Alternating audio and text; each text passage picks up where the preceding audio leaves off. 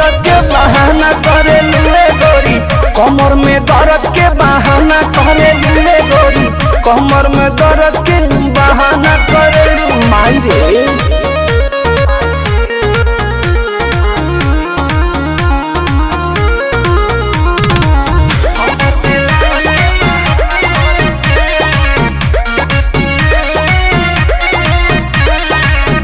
दुपहरिया में धरिया कवरिया में भागेलू कूद के ना आवेलू पजरिया में, भागेलू कूद के ना आवेलू पजरिया में।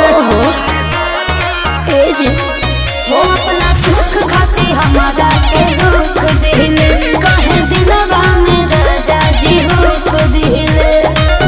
आज के नहीं खेतुरो जाना कर लू, आज के नहीं खेतुरो जाना कर लू, मांगिले मांगिले मांगिले जब जब माना करेलू, कमर में दर्द के बहाना करेलू रे गोरी, कमर में दर्द के बहाना करेलू रे गोरी, कमर में दर्द के बहाना करेलू। कैसे कहे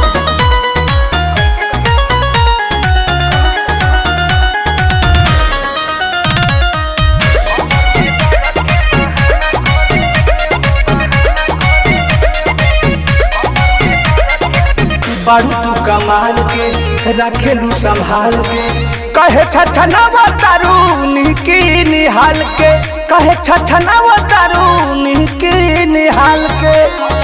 आहे हो कि हमसे धोखे बना के तनी दूरी ये पिया, अपना में हर एक बुझे मजबूरी ये पिया।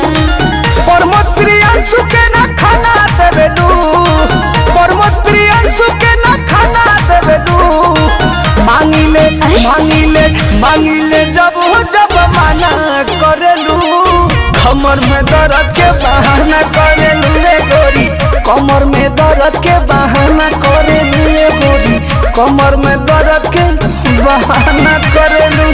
ट्रस्ट में जान अरे आओ ना। मांगिले मांगिले मांगिले जब जब माना